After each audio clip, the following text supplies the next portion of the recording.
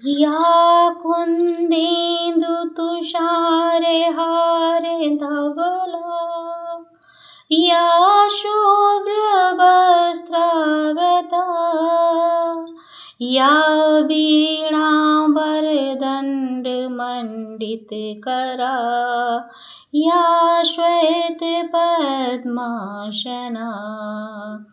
या ब्रह्माच्युत शंकर प्रभृति देवदेव है सदा वंदिता, श्यामां पात सरस्वती भगवती निःशेषजाड्यापहा। नमस्कार साथियों, आप सभी को बसंत पंचमी की हार्दिक शुभकामनाएं और बधाई। इस पर्व के साथ मैं माँ सरस्वती से प्रार्थना करूंगी कि आप सभी स्वस्थ, सुखी और नए ऊर्जा के साथ नव जीवन में प्रवेश करें और इसी के साथ आप बसंत पंचमी का आगाज़ करें।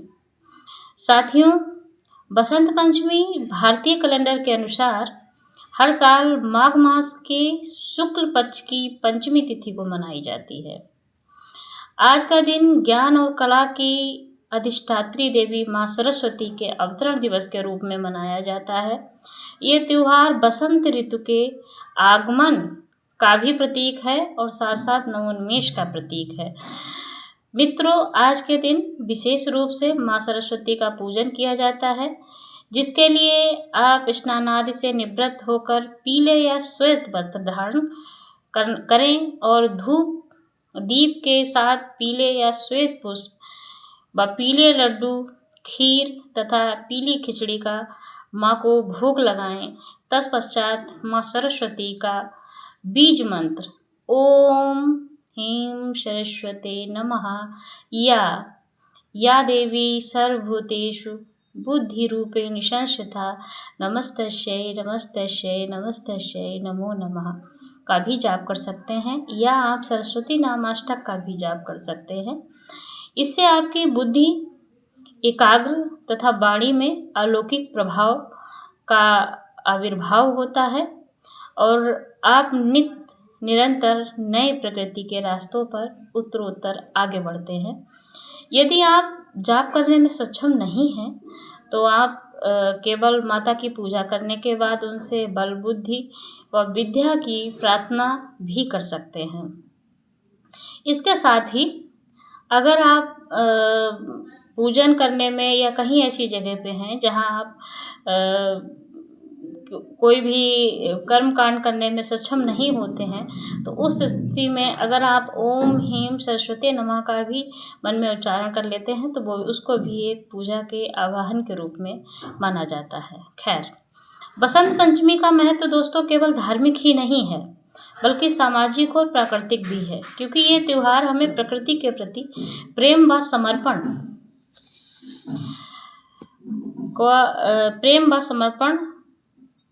के प्रति भी जागरूक करता है और हमें समर्पण सिखाता है। कैसे कि जब हम अपने चारों ओर ज़्यादा से ज़्यादा पेड़ पौधे लगाते हैं और उनकी देखभाल करते हैं तो हम एक प्राकृतिक सुंदर छटा को निहारने के योग्य बनते हैं। तो इस पॉइंट ऑफ व्यू से आप जो है बसंत ऋतु के अलौकिक छटा को निहारने के लिए और प्रकृति को जो है अपने अंदर समावेश करने के लिए, अपने चारों ओर प्रकृति को बिखेरने के लिए आपको ज़्यादा से ज़्यादा पेड़ पौधे लगाने चाहिए और अपने साथियों को, अपने परिजनों को भी इसके लिए जो है आपको जागरूक करना चाहिए।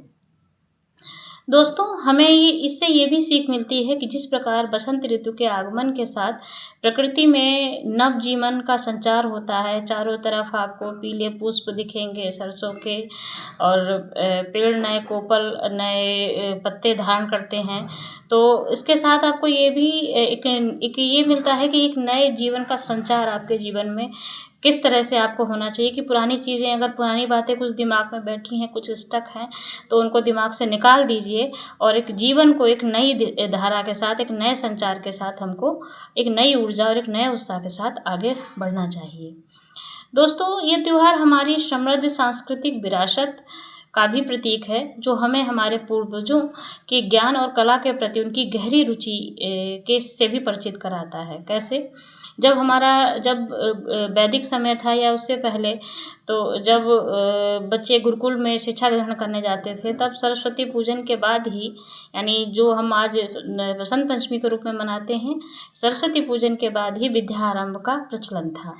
क्योंकि आज का दिन विशेष रूप से ये माना जाता था कि अगर आज के दिन माँ सरस्वती को पुस्तक और कलम अर्पण करने के बाद अगर बच्चों का जो है विद्या में प्रवेश करवाया जाता है, तो बच्चे बहुत ही कुशाग्र बुद्धि और एकाग्रता और शांतचित्त होकर के विद्या का आरंभ करते हैं और उसे ग्रहण करते हैं। तो विद्या आरंभ के लिए भी आज का दिन बहुत शुभ माना जाता है। दोस्तों, पीला रंग धारण करने की कई वजह हैं। एक तो बसंत, चारों तरफ आपको सरसों के पुष्प और पीला नए कोपल्स निकलते हैं, तो वो भी धानी कलर लिए हुए होते हैं, तो वो भी एक प्रतीक होता है। चारों तरफ आपको यही कलर दिखता है, तो उस कलर के प्रति आप अपने आप को समावेशित करने के लिए, अपने आप को सहज और समावेशित महसूस करने के लिए भी पीला कलर धारण किया जाता है आज के दिन।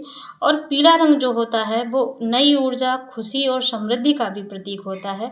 तो इसलिए आज की पूजा में विशेष रूप से पीला रंग, और जो धार्मिक कर्म कांडों में विश्वास करते हैं वो पीले रंग को धारण करते हैं।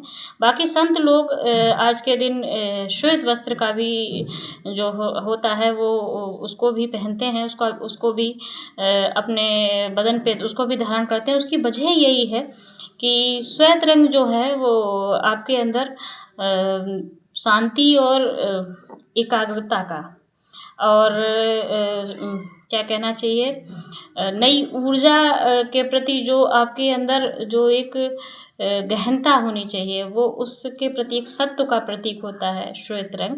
तो इसलिए भी सफ़ेद रंग का भी आज के दिन विशेष महत्व होता है। चूँकि माँ सरस्वती श्वेत वस्त्र ही धारण करती हैं, तो इसलिए आप श्वेत वस्त्र भी धारण कर सकते हैं, क्योंकि वो सत्व गुण का प्रतीक होता है।